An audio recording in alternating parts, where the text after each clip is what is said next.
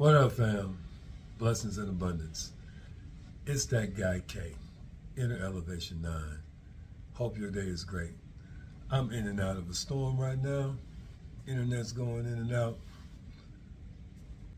I came up in the Jordan era, you know that whole deal. This isn't a conversation about the toughness of the league versus then versus now. This is more of a conversation, obviously, pertaining to the whole Kyrie Irving situation.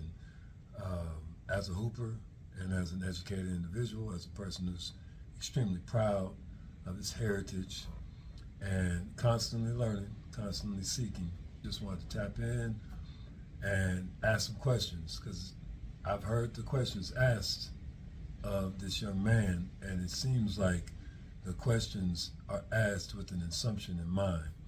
So maybe I missed something.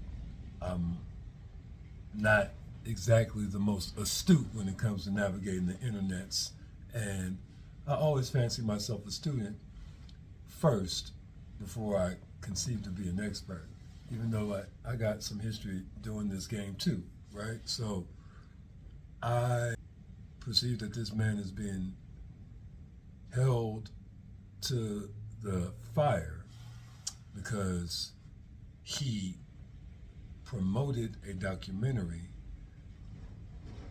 The verbiage that I've heard from the interviewers, that I've heard from his colleagues and some of his predecessors, the Shaqs, the LeBrons, some of the commentators, the Shannon Sharps, the rhetoric that I hear is that he's promoting hate, that what he did hurt a lot of people, and that he needs to apologize and pay restitution.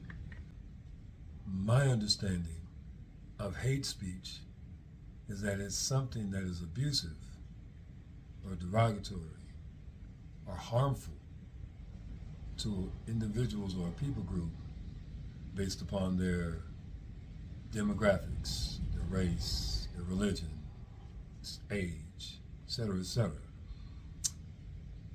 Also, in alignment with that, I think freedom of speech is supposed to be the ability for someone to voice their opinions without being negatively affected for just voicing their opinion.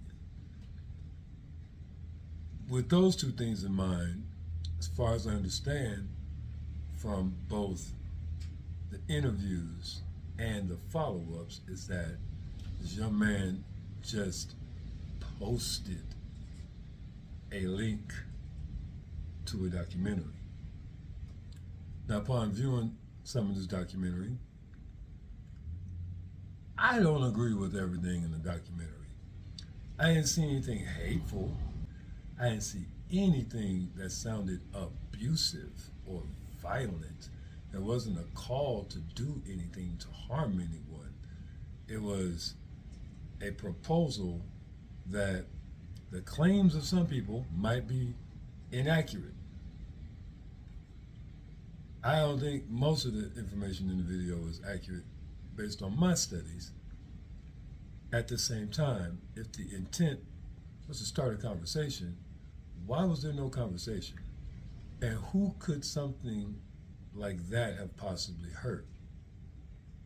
Obviously, I would love to hear from you if you've actually seen the documentary, or maybe you read the book, or maybe you're just affiliated with the people who put out this information. If you got any background in this, I would love to hear in the comments what you think and what is going on. Because as someone who still participates in athletics, as someone who has a son who participates in athletics, has a plethora of brothers, homies, I got people who do this.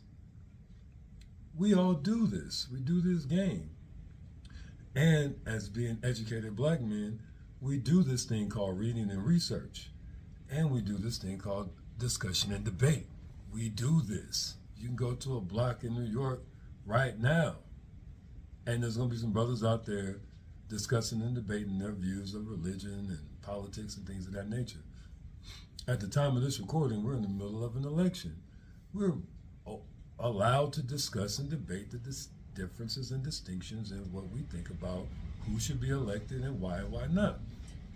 At what point does posting a link to information that actually is not inherently violent and calls for no violence whatsoever become hate speech? Please let me know.